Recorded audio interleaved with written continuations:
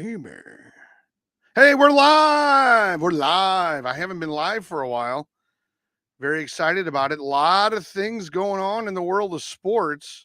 The Mets have won their series against the Phillies and will now play the winner of the Dodgers Padres game, which is tonight. And San Diego leads 2-1. Ho, baby. What will it be out in San Diego? Earlier today, the Tigers beat the Guardians. Detroit leads that series 3-0. And the Yankees and Royals, they both have won one game in the best of 5, and they're tied up now in the top of the 6, 2-2. Big night for baseball. The Mets keep chugging. They keep rolling right along. Very excited about that. Hey, Nathaniel, what's up? How about them Yankees? They got to win, baby. Beat those Royals. Beat those Royals. Beat them as bad. Here's the thing.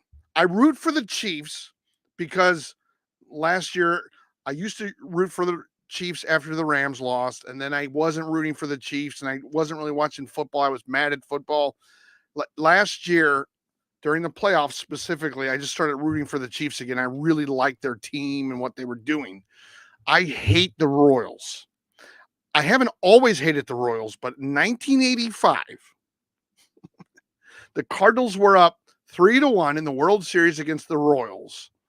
And they ended up losing the series. There was a call at first base in the 6th game that the umpire didn't get right. And everyone says that's the reason we lost the World Series. It didn't help. Let's put it that way. And the manager of the Cardinals, Whitey Herzog, was really disgusted by the call and that game. So anyway, I hate the Royals. I want the Yankees to annihilate them. I can't believe the series is tied. I can't believe the score is tied. I am so mad at. And then, so what's happened since 1985, Royals fans have taunted Cardinals fans, although we have more championships, and they've had 2 championships, 85 and blah, blah, blah. We've had 82, 06 and 11. We've had more championships in 40 years. They don't care. They just bring up 85 and they tell me how great they are. And I hate the Royals. They're a small market team. I want the Yankees to squash them like a fly. Anyway, I lost a bunch of viewers now. I guess they were all Royals fans. I guess I scared them off. Oh well. But here's the deal. Let's be honest though. Whether you're a Yankees or a Royals fan, that's a good series. That's better than I thought it was going to be. I really didn't think it was going to be like that. Now, this Dodgers Padres series, this has me like I'm going to watch the game probably, or at least the end of the game. I mean, the whole thing with Manny Machado and all that kind of stuff, it's going crazy. Like that's turning into a really good series. Something you almost like gotta watch. Now the big news, and I think I said it earlier, I was thinking it at least. Excuse me. The Mets, unbelievably, the Mets have won their series and will play whoever wins between the Dodgers and Padres.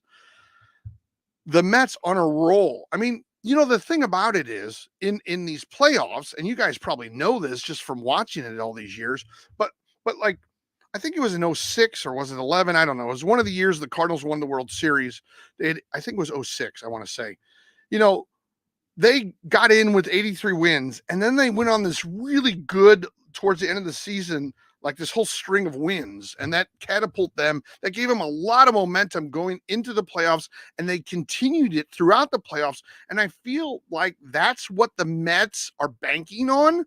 I mean, if you think about it, Baltimore Orioles really laid an egg. I mean, no pun intended, because they're the Orioles, but they were beating the Yankees earlier in the season for first place in the division. They were doing well all season, but they lost their last 10 games, including the playoffs or something like that. They just started dying and dying and dying. And I'm somewhat of a distant Baltimore fan because I'm from St. Louis. I live in St. Louis. Baltimore were the St. Louis Browns, so I had this natural attachment to them. I liked Cal Ripken. I've been to Camden Yards several times, but they just they did not make it in the playoffs. I mean, they just didn't have anything in the tank. They had no offense. They couldn't hit.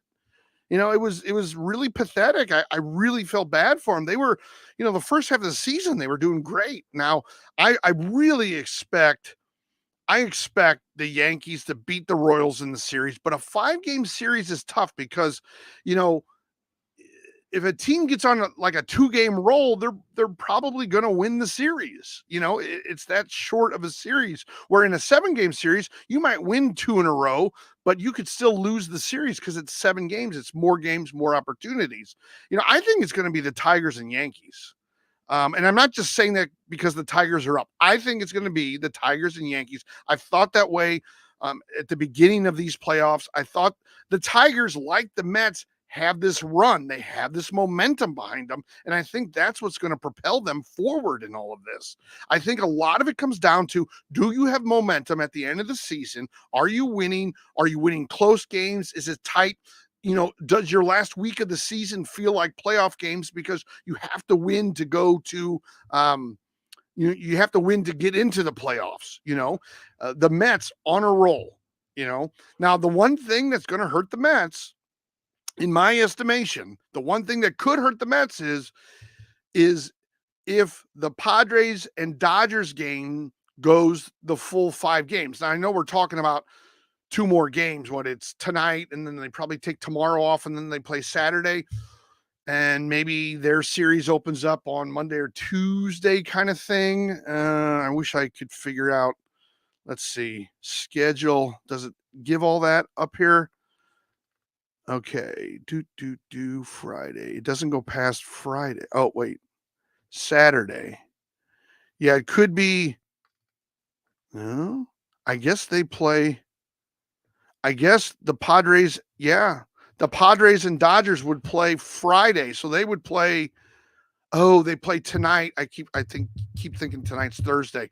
They would play tonight, have a night off, and play Friday. But then, okay, the Mets, they know the Mets are in. So the matchup would be, is that game 1? It looks like the Mets, it's game 2. So the Mets start on Sunday.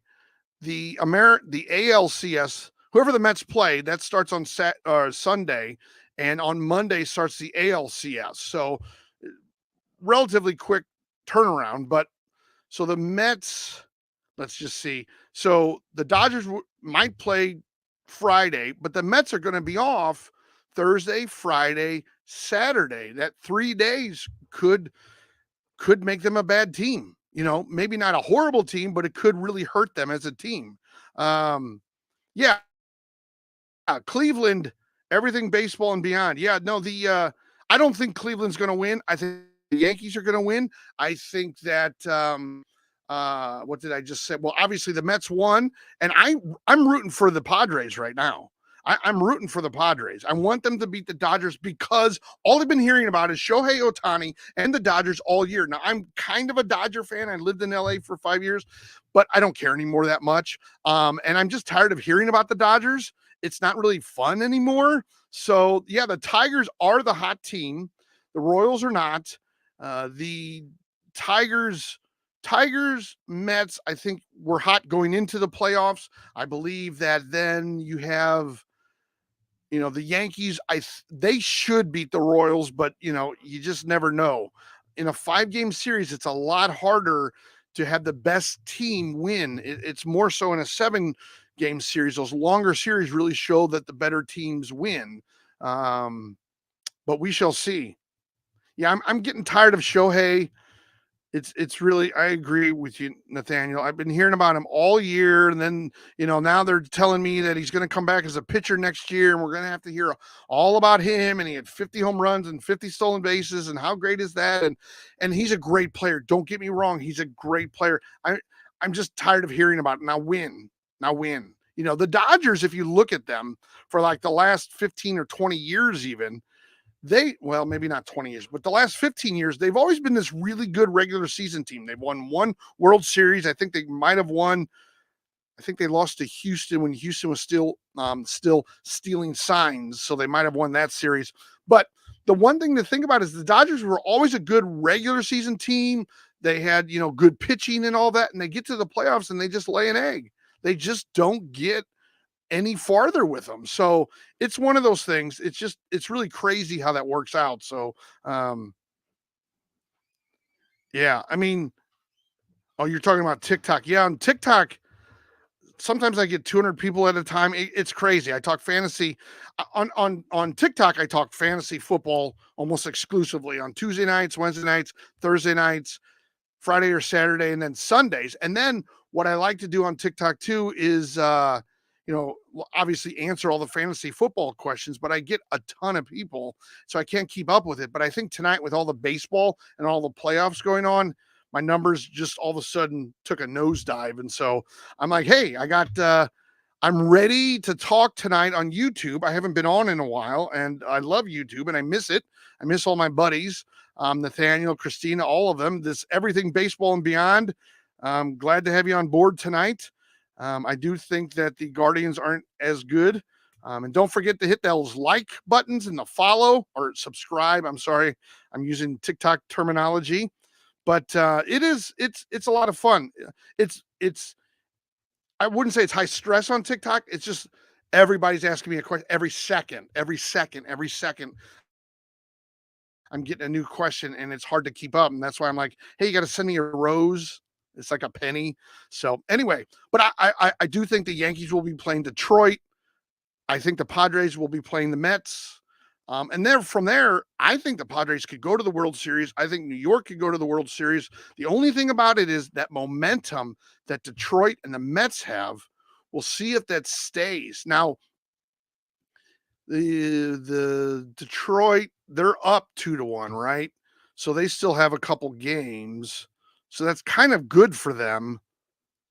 Yeah, they're up 2-1, but if they win tomorrow, I think they start on Monday. So they could be like the Mets where they have not a week, but 3 days off in between. And sometimes that really hurts teams having that time off in between games when you have that momentum. And that's what the Mets and the Tigers have been holding for the playoffs, going into the playoffs. Baltimore just could not hit the ball. Baltimore just had no offense. They couldn't do anything. And it was, like I said, it was kind of sad to see, but those things happen. Houston was a shell of itself. So, the Brewers, I mean, that game that the Brewers lost was maddening. I was listening to it. Me being from St. Louis, I was kind of rooting for the Brewers because they've been so abysmal in the playoffs. They've been really bad in the playoffs for like the last 5 years. They haven't won a series since like 2019 or 2018 or something ridiculous like that. And they keep winning the division, but they can't really move too far in the playoffs. And that game, I don't know if any of you sort of caught that game or anything about that game. You think the Mets will go to the World Series? All right. Yeah, Nathaniel, I could see the Mets going to the World Series. They keep that momentum. They could go to the World Series. They kind of woke up Pete Alonso when he hit that 3-run home run to win the game, or to win the series, I believe, actually. So, and then the other thing too, getting back to the Brewers, that game, I don't know who watched that game. The Brewers are up 2-0 in the ninth. They have their closer on, and Alonso hits that three-run dinger, and then I think they scored another run. They win by 4-2, and then what I heard was, because I was listening to it actually, was like the fans of the Brewers were throwing the rally towels on the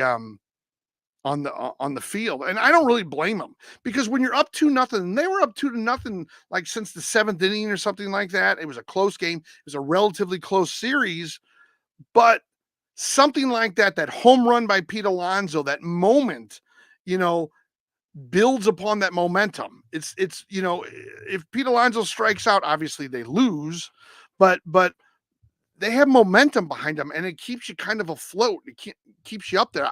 I saw with the Cardinals in 2011. They were playing the Texas Rangers, and in Game 6 they were down, I don't know, 1 or 2 runs in the ninth, and that's when God, now I can't remember his name. The third baseman, gets a hit. they score a run or two, they tie up the game, they go into extra innings. The Rangers hit a home run or score another run, and that's when in that next inning they were down to their last strike again, and Lance Berkman got a double and scored a couple runs and tied up the ball game, and then they into the 11th inning, and Texas didn't score, and then oh my god, I can't remember, I can't think of this. 2011. He's from St. Louis too. I should know him. David Freese. That's who it is. I finally forgot. David Freese hit a home run to end the game, and that's Joe Buck's famous call that was sort of a nod to his father, who said the same thing back in 91, I want to say. He said, "We'll see you tomorrow night," because he had just won the game with a home run. I went to game 7 after they won game 6, the Cardinals, and in the stadium to begin that game, we were losing. The Cardinals were losing to begin that World Series 7th game in 2011, but you just felt like it didn't matter. I think the Rangers scored a run or two in like the first inning or the second inning, really early in the game. I'm just going sort of off my vague memory here. And they scored, and you just knew the Cardinals were going to win. Like, there was almost no doubt in the stadium. It was just, when can we celebrate this World Series victory? Because it was almost like David Freese had won the series the night before. We were coming back to at home for game 7. It was just a matter of time. And that's what happened. I mean, I think they won like 5-2 or 4-2 or something like that. It was crazy. Yeah. Nathaniel, my buddy, asked, why hasn't Ali Marmol, the Cardinals manager, been fired yet? I don't know. I think he has some photos and he's blackmailing the ownership group or something like that. I don't really know why. I don't understand it. They're not performing very well. Now the good thing about it is I think, they're getting some older contracts off the books. They're getting Goldschmidt off the books. I think Arenado has a year or two left, but I say trade Arenado rather. Somebody's going to pick him. Somebody probably needs a third baseman, or, he can play third base. He can maybe DH. He has some value. I think he hit 20 home runs or something and didn't hit quite as low as Goldschmidt did, but they just don't have anybody around that team to help that team out. Like Sonny Gray. Yeah. Sonny Gray had a good season, no doubt about it, but Sonny Gray is older.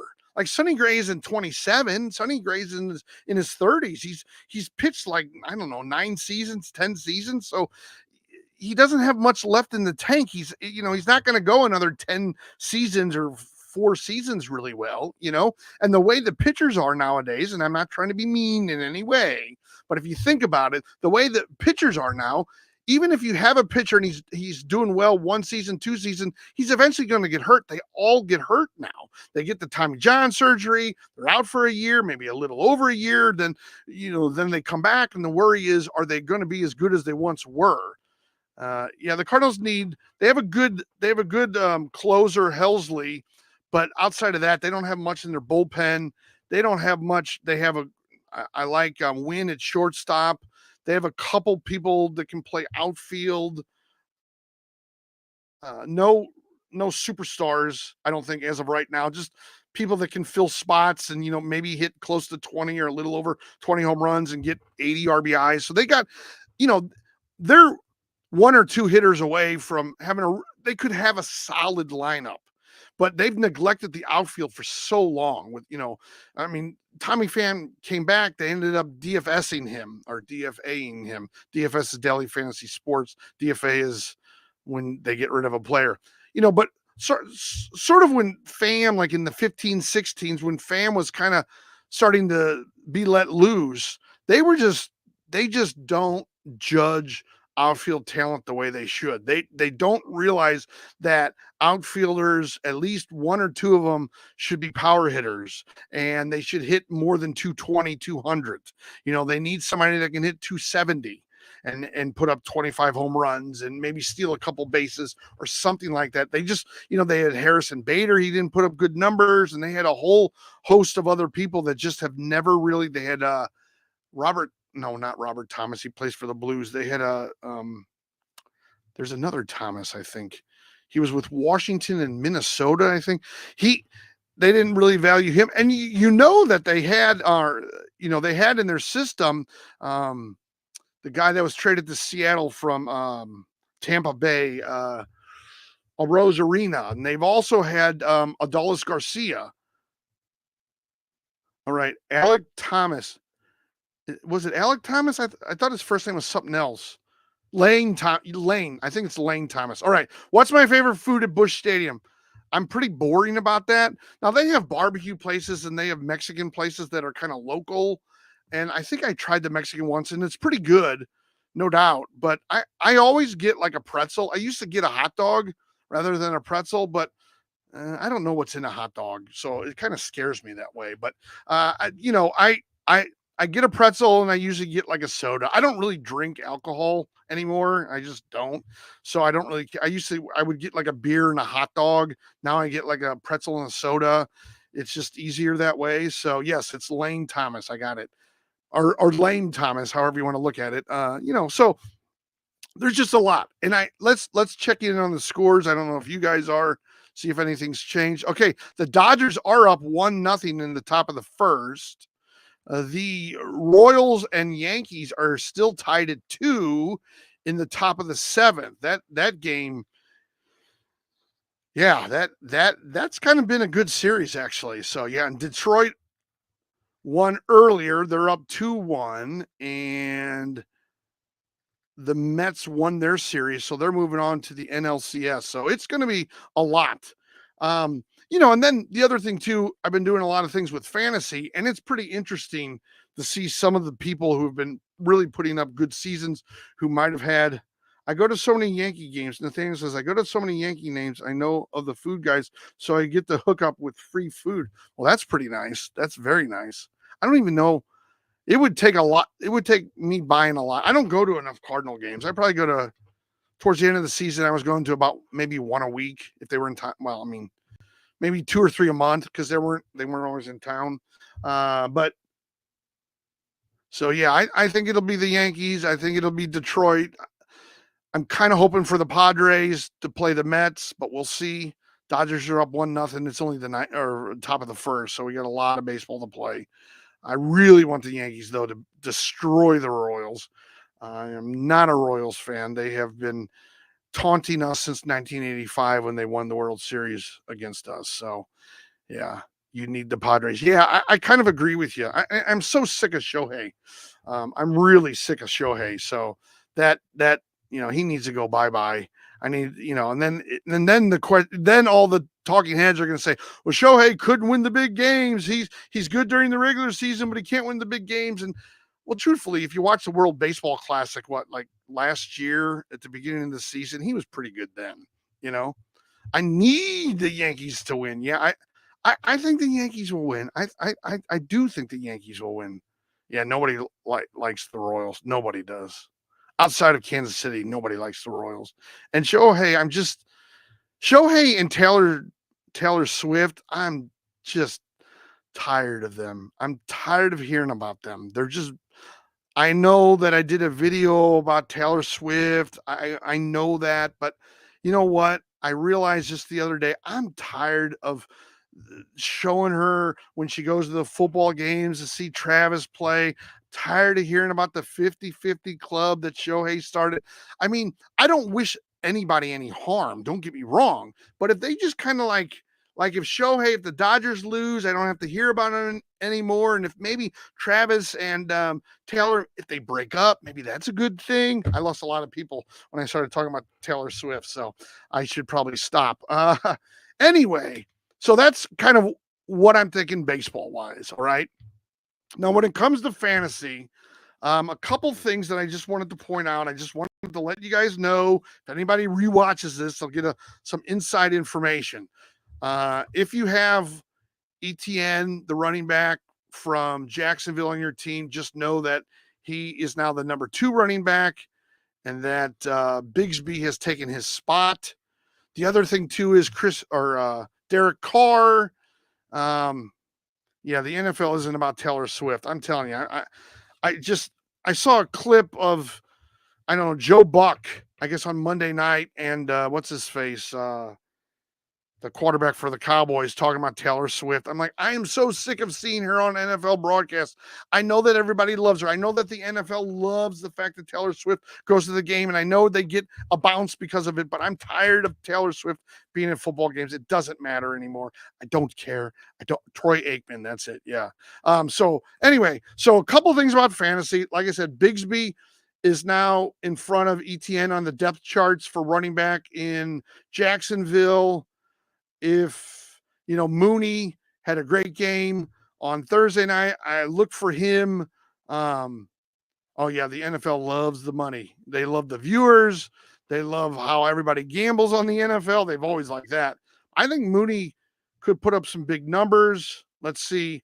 If you have Downs or you're thinking about getting Downs from Indiana, the wide receiver, know that he's only been good when Joe Flacco's the quarterback. Yeah, it's like Taylor Swift and the Chiefs. That's what I feel like. Yeah, it's like a band, like a rock band, like Taylor Swift and the Chiefs. That's the name of the band. I do think Juju for Kansas City probably will have another good week since he had such a good night on Monday night. Rashid Shaheed for New Orleans will only be good if Derek Carr is able to play again. And then I wanted to let you know some other information. I did some digging earlier and found out everyone talks about the vaunted Baltimore defense. Well, let me just tell you that from what I can find about Baltimore's defense, just something to know, because everybody still thinks Baltimore has this great defense. And I think I have them on one of my fantasy teams as defense, but I dropped them. They are first in rushing defense, which is fantastic. Oh yeah, happy birthday to Nathaniel. Christina, if you're there, wish my buddy Nathaniel a happy birthday. Tomorrow's his big day. He turns 25 tomorrow, everybody. I'm teasing. And then what do I feel about the NFL in London? They're trying to get money. They're trying to get more fans. I understand that. I don't think London's going to support a team. What were they in Brazil to begin the season? I don't think Brazil's going to, all of a sudden be big NFL fans. I mean, soccer is everything in both those countries. And even in the UK, you can go with, oh my God, I'm forgetting everything tonight. You can go with, not curling. Oh my God, I can't think of the sport. But at least they have soccer, in London, which is their number one sport. But Baltimore has given up 1,400 yards passing and 9 touchdowns. The most touchdowns in a passing defense is 11, is the highest in the NFL. And they have 9. They've given up 9. Now, here's something to think about. If you have a quarterback that's playing, rugby, and I'm also thinking of the one cricket. I'm also thinking of cricket. Cricket's huge in the UK. But if you have a quarterback going against Baltimore, just something to think about. Mahomes, to start the season, had 291 yards passing. Rashee Rice had 103 yards receiving. Worthy had 47 yards and 1 touchdown. Okay, so just bear with me for a second. Now, Josh Allen, when he played Baltimore, only had 180 yards receiving, or passing rather, and his receivers had 62 yards, 51 yards. Now, Minshew with Las Vegas had 276 yards passing. I think that was week 2. And Davante Adams, who isn't playing now because he essentially wants to be traded, had 110 yards and 1 touchdown. And Bowers, the tight end, had 98 yards. So basically what I'm saying is, if your team is playing, or if your player, if your quarterback or your receiver, or even your tight end is playing Baltimore, I would very much strongly consider playing them, because Joe Burrow last week had 392 yards against Baltimore. Jamar Chase had 193 yards receiving and 2 touchdowns. Higgins, the number 2 wide receiver for Cincinnati, had 83 yards and 2 touchdowns. What I'm saying is they don't have much of a pass defense in Baltimore. I think people still think of Baltimore as having a really good defense. They have a really good defense for against running backs, against the rush, but they're not very good against the pass. Even Dak Prescott had 379 yards, 2 touchdowns. Ferguson, the tight end, had 95 yards, and CeeDee Lamb had 67. And just to kind of show you the difference, and I'm just breaking this down, the Baltimore's defense. Okay, so Baltimore, their defense, when they played the Cowboys, Dallas, like 2 weeks ago, I think, Prescott passed for 379 total yards. Their rushing defense, rushing defense, only gave up a total of 51 yards rushing. Baltimore gave up 51 yards rushing. Against Cincinnati, 71 yards rushing. What I'm saying is, yes, they have a really good rushing defense. Their passing defense is horrible. It's horrible. Like I said the last stream, I did get that cash from my. Oh, you did get that cash from your grandmother. Ooh. So did you go to the game on Monday then? Ooh, you might go to the Olive Garden. Hey, get some breadsticks. Those are always good. You got the money from your grandma. All right, you went to the game. All right. Did they win that game? I can't even remember, actually. See, is there a change? Bottom of the 7th. Bottom of the 7th. Nobody out. 2-2, Yankees and Royals. Let's look in on these Dodgers. End of the 1st. Dodgers 1, Padres. I like just saying Padres. Padres 0. Mets already won and clinched. They'll be in the NLCS. Detroit is leading their series against Cleveland 2-1. They won 3-0 tonight. All right. I couldn't get to the game on Monday because prices tripled. They were $235. Wow. Imagine what a World Series ticket is in New York. It's got to be $1,000 for standing room only. That's just I think it was like $300 or $400 for standing room only. In 11, I want to say, when I got a physical ticket in 2006, I think my brother-in-law told me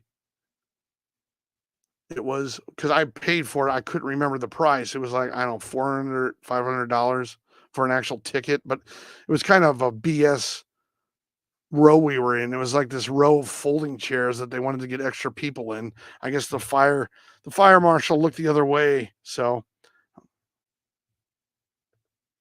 the Yankees, hold on. Wait, what are you talking about? How did the Yankees blow the lead? What are you talking about? Were they up 2-0 or something? I haven't looked at the box score. I guess I should. Yeah, the Yankees, well, they were up 2-0, and then the Royals scored in the bottom of that inning. The Yankees scored the bottom of the 5th. The Yankees scored 1 in the 4th, 1 in the 5th, and then the Royals scored 2 in the 5th. So if that's getting that, so yeah, there is a lot.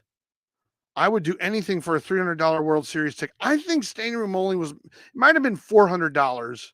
Oh, the pre-sale were $1,400. Yes. Well, it was standing room only, which kind of sucked because you stand the whole game. Because, like, you might go to other standing room only games and you might be able to find a seat, so you sit down, but not for a World Series game. You stand the whole game. But it was fun. It was a clinching game. I went to 2 World Series games in 06 and 2 in 11. And then I went to 1 in 2013. And I had, up until 2013, I'd seen the Cardinals play in 5 World Series games. They were 5-0. And in 13, I went, and that's when Mike Matheny was the manager, and I realized he was a moron. because he kept pitching to Big Papi, and Big Papi was hitting doubles and home runs, and he was the MVP. I think he batted like 800 in 2013 in the World Series. It was ridiculous. The Cardinals' strategy in the 2013 World Series was ridiculous. But I knew before then that Matheny wasn't going to do much. He was kind of a numbskull when he was a player. So anyway, that's really about it, guys. I actually have trivia. We have some people on the line. I think I just lost a couple of people because I said, let's see now. Players, big week, Indy, week 3 match, fantasy. Oh, come on. Where did I save that? Okay, I do have some fantasy. I do have some trivia. It's not a lot. I was working on it, and then all of a sudden, like, I had to go back to the factory and make some more golf balls. I'm teasing Nathaniel. That's not not my full-time job. Okay, let me see. Fantasy football. Where is it? God. Where did it? Okay. Come on. Where is this? August. I had trivia. June tops. Oh man, I don't want to be doing this. Anyway, I have trivia. I swear I do. Let me search. I have trivia. I have like 6 questions, and I thought they were all football related, but anyway, I guess I'll have to save that for next time because I can't find it, and I don't want to waste everybody's time. NFL trivia game. What the heck? Oh well. Wait. Oh, there we go. I got it. Come on. All right. I found it. We're gonna do trivia. I have 6 questions here. Yeah, the breadsticks are great. All right. So we're gonna do trivia. Let me present here, share my screen. Hopefully this will work because usually I have this all right. It's just 6 questions. And say give us the winning, just put it in the chat if you know. All right. What NFL teams? I wrote this before. Oh, anyway, I wrote this as if there were multiple teams. Maybe there is, maybe there isn't. Teams has not, or what NFL teams have not lost this year? Okay, the Chiefs are one. There is another one. What is the other NFL team that has not lost this year? They're in the NFC. They play up north. We have the Chiefs. Okay, don't forget to like and subscribe. I should be doing this every Tuesday night. We're going to do trivia. We're going to have all kinds of fun. I started this. I wanted to get more questions. We're going on the honor system, so you can't Google it. We have the Chiefs. What's the other team that is, and I'll tell you what they are because the Chiefs are too, 5-0. They're in the NFC. My other hint to you is they're a northern team. They're a northern team. They're in the NFC and they're in the north. What is the other team? Come on. We have a few people online. Don't be bashful. Take a guess. I'll start telling you who it's not. How about that? It is not Seattle, but good guess, Christina, actually. Vikings, Nathaniel, got it. All right, next question. What quarterback leads the NFL in passing yards this season? Now, I will say that I think I wrote this before Monday Night Football, although I don't think that would have changed anything. Oh, God. I wrote Geno Stroud. It's Geno Smith. I apologize for that. All right. Is it A, CJ Stroud, B, Geno Smith, or C, Dak Prescott? What quarterback leads the NFL in passing yards this season? Hey, Jordan Walker's here. Hey, Jordan. I'm glad you were on the big league team towards the end of the season there. It was good to see you. I'm still grinding in the minor leagues. It is Jordan Walker. It is not CJ Stroud. So we take him off the board. So it's a 50-50 between Geno Smith and Dak Prescott. The Cardinals suck, but you play for the Cardinals. Oh, darn it. Jordan, how can you say that? All right. What quarterback leads the NFL in passing yards this season? It's not CJ Stroud. It's either Geno Smith or Dak Prescott. And I can tell you this. He plays, this is the hint, so you got to know where they play. He plays on a team in the North. He plays for a team in the North. Jordan Walker says, I'm a punch Ali Marmel in the face. Yeah, well, probably will. Probably will. All right. So if that was really the Jordan Walker, we might have more than 11 people watching right now. So you're going to switch to breakdancing. Okay, that's pretty wild. All right, it's a team in the North. It's Geno Smith of Seattle. All right, this next one's pretty easy. What running back leads the NFL in rushing yards of the season? This is kind of an easy one because this guy, they keep saying, is like a Hall of Famer. Somebody give a guess here. We got other people online. I will even help you out. It's not John Bucci. It is not Saquon all day. So it's not Saquon. So it's either Jordan or Derrick Henry. It's either Jordan Mason or Derrick Henry. I'll tell you this, 2 games ago, he led off the game with an 87-yard run. That's my hint to everyone.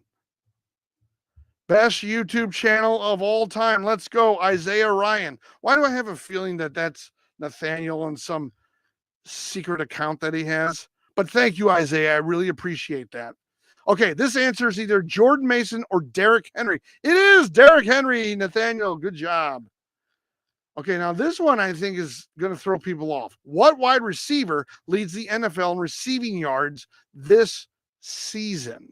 What wide receiver leads the NFL in receiving yards this season? Jamar Chase, Justin Jefferson, or Nico Collins? I might have said it earlier in the show. I think that I might have said it. It is not Jamar. So it's either Justin or Nico. Here's my hint. He is currently on the injured reserved list. I think that's what IR still means. Or it might mean injured. I think the R stands for something else now. Nico! It is Nico Collins. Yeah, believe it or not. Kind of came out of nowhere. What kicker has made the most field goals this year? Oh, my goodness. I don't know that I remember this. Oh, God. I got to look this one up. Do, do, do, do, do, do, do. Bum, bum, bum. Hold on, everybody. Oh, boy. Kicking. There we go. Made the most field goals. Yep. This is actually not that difficult of one. Aubrey, you're right, Nathaniel. Come on, if you know the answer, put it in the chat. This is the last one. It was Brandon Aubrey, who's probably the best kicker in the NFL. Not the Packers kicker. He's ass. Yes, DK, you're kind of right about that. And I really feel bad for that Cincinnati kicker. You know, the punter was holding the ball and then he missed the he bobbled the ball. So, and then they lost the game. All right. What team leads the NFL in the least amount of rushing yards allowed per game? So it's a defensive stat. This is a team. Oh, McPherson was that the punter? Okay, so we have a Baltimore, I believe. Let me double check this. Oh, yeah. I believe Baltimore's correct, actually. Yeah, it is Baltimore. You know what? I didn't write down what it was. Well, they average, I think, 51 or 61 yards per game rushing. It's really low. So, all right, guys, that's the show for tonight. Thank you all for joining. We're going to be on next Tuesday. We're going to be on Tuesdays. I'm going to hold to that. But Tuesday or Wednesday. Let's just say we're going to be on Tuesday or Wednesday. Thank you, everybody. We will talk to you next week.